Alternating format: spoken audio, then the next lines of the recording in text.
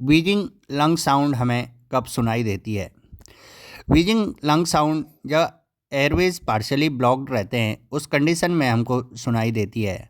Stethoscope से lung sound सुनने पर हमको व्हीजिंग सुनाई देती है। ये एक्सहेलेशन के टाइम पे ज़्यादा अच्छे से सुनाई देती है। इनहेलेशन के टाइम पे भी सुनने को मिलती है। Asthma, bronchitis, COPD, pneumonia, aspiration और सिस्टिक फाइब्रोसिस में मिलती है। ये है व्हीजिंग की साउंड।